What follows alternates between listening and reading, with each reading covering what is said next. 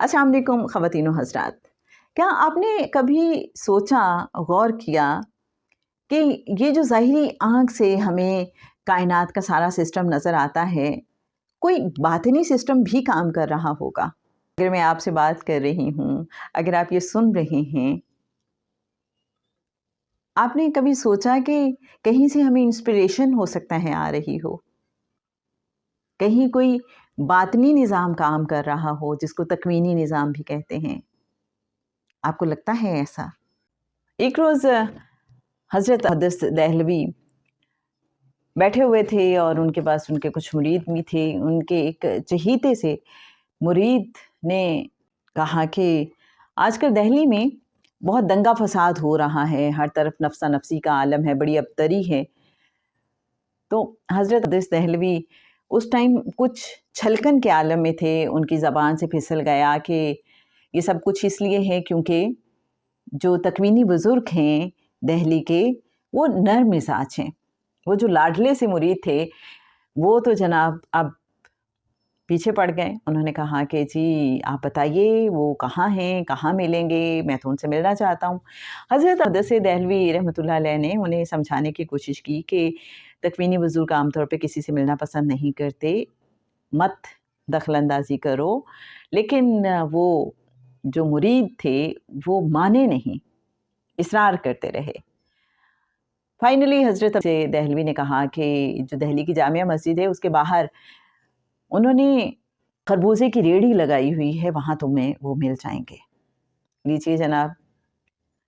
وہ تو سمجھ لیں کہ اڑتے ہوئے وہاں پہنچے فٹافٹ، اور دیکھا کہ واقعی وہاں پہ ایک صاحب ہیں اور انہوں نے خربوزوں کی ریڑھی لگائی ہوئی ہے۔ انہوں نے کہا کہ جی کیا بھاؤ ہے خربوزوں کا؟ وہ کہنے لگے کہ 5 سیر 1 روپے کا۔ اب انہوں نے کہا کہ ٹھیک ہے 5 سیر مجھے دے دیجئے خربوزے، اور یہ لیجئے 1 روپیہ پیسے دے دیے۔ خربوزے لیے، خربوزے کو کاٹا اور اس کو ایک پھانگ کو کھایا تو وہ کہنے لگے کہ یہ تو بہت پھیکا ہے، حالانکہ وہ پھیکا نہیں تھا۔ وہ جو بزرگ تھے انہوں نے کہا کہ اچھا یہ پھیکا ہے تو یہ لیجئے، آپ اس کی جگہ دوسرا لے لیجئے۔ وہ جو مرید تھے انہوں نے وہ بھی کاٹا اور کہا کہ یہ بھی بہت پھیکا ہے، اور کافی بدتمیزی سے کہا، تلخی سے کہا، لیکن وہ بہت کول اینڈ کام رہے بزرگ، اور کہنے لگے اچھا یہ بھی پھیکا ہے تو آپ یہ لیجئے دوسرے والا۔ اس طرح سے سلسلہ چلتا رہا، اور فائنلی یہ صاحب دیکھتے رہے کہ انہیں تو ذرا بھی غصہ نہیں آ رہا، اور ان بزرگ نے ان سے کہا کہ آپ ایسا کیجئے، یہ اپنا 1 روپیہ رکھ لیجئے اور خربوزے بھی رکھ لیجئے۔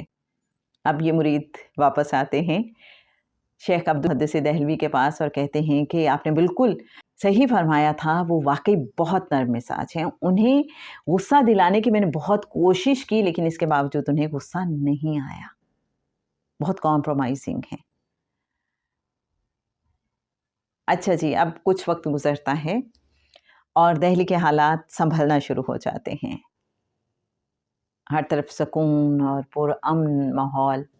وہی مرید کہنے لگے کہ آج کل تو زبردست ہو گیا، حالات تو بہت سدھر گئے ہیں، بہت بہتر ہو گئے ہیں۔ تو حضرت عبدالحدث دہلوی نے کہا کہ اس لیے کہ اب جو دہلی کے تکوینی بزرگ ہیں، تکوینی حاکم ہیں، وہ بہت سخت ہیں، اور اتنے سخت ہیں کہ جو شیطانی قوتیں ہیں وہ بھی سہمی ہوئی رہتی ہیں۔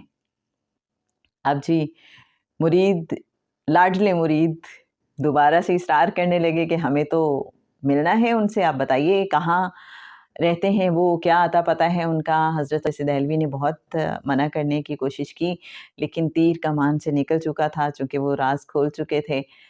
تو جی انہوں نے کہا کہ اوکے، اس کے اصرار سے مجبور ہو کے دہلی کی جامعہ مسجد کے باہر ہی ایک ماشکی کی صورت میں وہ تمہیں ملیں گے۔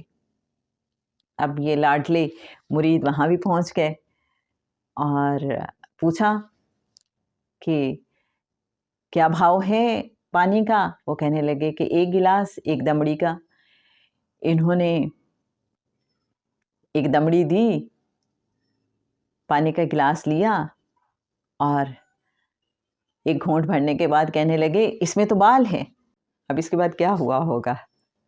جو تکوینی بزرگ تھے انہوں نے ایک تھپڑ لگایا اس لاڈلے مرید کو اور ساتھ کہنے لگے مجھے تم نے کیا خربوزے والا سمجھ رکھا ہے. اپنے شیخ سے کہنا کہ وہ بہت مداخلت کر رہا ہے ہمارے معاملات میں.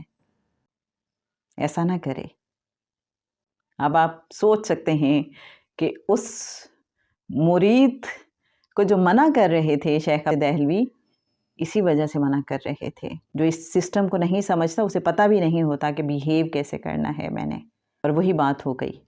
چونکہ وہ جلالی بزرگ تھے تو اب سرزنش ہو گئی ادھر اس مرید کی بھی ادھر ان کے شیخ کی بھی اس مرید کی وجہ سے. یہ کیا معاملات ہوتے ہیں؟ ہم اپنے آس پاس کے سسٹم پہ جب غور کرتے ہیں تو پتہ چلتا ہے کہ ایک سسٹم کام کر رہا ہے. جیسے بظاہر ہمیں ایک ملک میں وزیر نظر آ رہے ہیں، صدر نظر آ رہے ہیں، ایک پوری کابینہ نظر آتی ہے، اور پھر نچلے لیول پہ جیسے ہم آفیسز لیول پہ دیکھ لیتے ہیں اختیارات کی تقسیم ہے، جیسے پھر ہم یونیورس لیول پہ یا پوری دنیا کے لیول پہ دیکھ لیتے ہیں. کچھ ملک ایسے ہیں جن کے پاس ویٹو پاور ہوتی ہے، وہ بہت سے ملکوں کا جیسے چاہیں فیصلہ کر سکتے ہیں. یہ جو ظاہری آنکھ سے ہمیں دنیا نظر آ رہی ہے تو باطنی آنکھ جن کی روشن ہے، جن کا اندر روشن ہے، جو کائنات بیہائنڈ دا کرٹن چلا رہے ہیں لوگ، ان کی بھی تو ایک ٹیم ہوگی. وہاں بھی تو بہت سے ڈیزگنیشنز ہوں گے. ایک پورا سسٹم کام کر رہا ہوگا. کیا آپ نے کبھی غور کرنے کی کوشش کی؟ اب ہم یہ دیکھیں کہ قرآن پاک ہمیں اس بارے میں بتاتا ہے. یہ کتنی انٹرسٹنگ بات ہے. جب حضرت موسیٰ علیہ السلام کو بھیجا گیا ہے حضرت خضر علیہ السلام کے پاس، تو وہ تکوین ہی کی تو ایک دنیا ہے. اور تکوین کی دنیا کی جو مصلحتیں ہوتی ہیں، حکمتیں ہوتی ہیں، وہ بعض اوقات ظاہری آنکھ والوں سے پوشیدہ ہوتی ہیں. کیونکہ مجھے تو ظاہر کی دنیا میں جو چیز ہے وہی رونما ہوتی نظر آ رہی ہے. میں بہت آگے تک کے معاملات نہیں دیکھ سکتی ہوں. مجھے کیا پتا چلے گا کہ یہ راستہ جس پہ میں جا رہی ہوں اس پہ آگے جا کے ٹریفک بلاک ہے، انٹل اور انلیس مجھے اس بارے میں کوئی خبر نہ دی جائے یا پھر میری باطنی آنکھ کھلی نہ ہو. جیسے ہم دیکھتے ہیں سورہ الکہف میں بہت ڈیٹیل میں ہمیں یہ سمجھایا گیا ہے کہ ایک تکوینی نظام کام کر رہا ہوتا ہے جس کی حکمتیں مصلحتیں ہماری ظاہری آنکھ سے اوجھل ہوتی ہیں. کیسے حضرت خضر علیہ السلام اس کشتی کو عیبدار بنا دیتے ہیں، اور جب ہم پریزنٹ میں رکھ کے اس کو دیکھتے ہیں تو ہمیں نہیں پتا کہ اس کشتی کو عیبدار بنانا کیوں ضروری ہے. رائٹ؟ پھر کیسے وہ ان یتیم بچوں کی جو دیوار ہے اس کو مرمت کر دیتے ہیں بغیر ان کے کہے، بغیر کوئی معاوضہ لیے، کیونکہ اس کے نیچے خزانہ دفن ہے اور ان کے آباء و اجداد میں کوئی نیک شخص تھا. اس سے ہمیں یہ بھی پتہ چلتا ہے کہ کیسے آباء و اجداد میں کسی کا نیک ہونا نسلوں کے لیے بینیفیشل ہو جاتا ہے. ہم وہ واقعہ بھی اس میں دیکھتے ہیں جہاں ایک بچے کو وہ قتل کر دیتے ہیں. بظاہر اس کی وجہ نہیں سمجھ آ رہی، لیکن تکوینی آنکھ سے جب دیکھا جا رہا ہے تو پتہ چلتا ہے کہ آگے چل کے یہ شر کا باعث بنے گا، فساد کا باعث بنے گا، اپنے والدین کے لیے بدنامی کا باعث بنے گا. اور والدین چونکہ نیک ہیں تو اللہ تعالیٰ اس بچے کے بدلے میں نیک اور صالح اولاد عطا کر دے گا. یہاں بہت کلیئرلی یہ بات سمجھ آتی ہے کہ جو تکوینی نظام ہے وہ بعض اوقات لا آف نیچر سے ہٹ کے کام کر رہا ہوتا ہے. کیا ایسا نظر آتا ہے نا ہمیں ان تینوں واقعات میں؟ عام طور پہ دیکھا جائے تو بھائی آپ معاوضہ بھی نہیں لے رہے یہ سارے کام کرنے کا، آپ سے کسی نے کہا بھی نہیں ہے. لا آف نیچر کے مطابق دیکھا جائے تو آپ کسی جان کو ایسے ہی قتل کر رہے ہیں. سسٹم سمجھانے کی کوشش کی گئی ہے. بہت مختلف طرح کی ڈیوٹیز ہیں. یہ جو ایک تکوینی نظام باقاعدہ کام کر رہا ہے.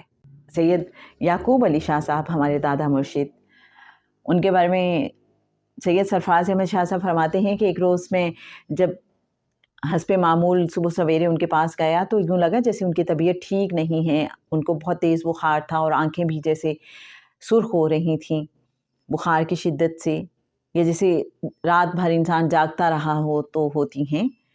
تو کہتے ہیں کہ عام طور پہ بڑے شاہ صاحب کوئی بات کرتے نہیں تھے، کیونکہ وہ بھی تکوینی بزرگ تھے اور صاحب ڈیوٹی بھی تھے. لیکن اس روز وہ بھی ایک چھلکن کی کیفیت میں تھے، تو وہ کہنے لگے کہ رات کو ترکی کے ایک سمندر پہ زلزلہ برآمد کروانے پہ میری ڈیوٹی تھی. مجھے یاد ہے کہ اس کے بعد ایک سیمینار ہوا اور بہت سے لوگوں نے یہ کویسچن کیا کہ انہوں نے زلزلے کو رکوایا کیوں نہیں، وہ زلزلہ برآمد کروا رہے تھے. اب ہماری عام طور پہ اپروچ یہ ہوتی ہے، بھائی کائنات کا ایک نظام ہے، اس نے چلنا ہے، اس کو چلانا ہے. ہمارے رب کا اپنا ایک طریقہ ہے. جیسے عام طور پہ کہا جاتا ہے کہ جو تکوینی لوگ ہیں جن کو ہم عام زبان میں ایڈجسٹمنٹ بیورو کہتے ہیں، اور ان کو اسسٹ کرتے ہیں فرشتے بھی. یہ بھی کیسی انٹرسٹنگ بات ہے. معرفت والے بتاتے ہیں یہ باتیں. تو جناب آج کے لیے بس اتنا ہی. انشاءاللہ اس حوالے سے دوبارہ بھی کسی روز بات کریں گے. اللہ حافظ.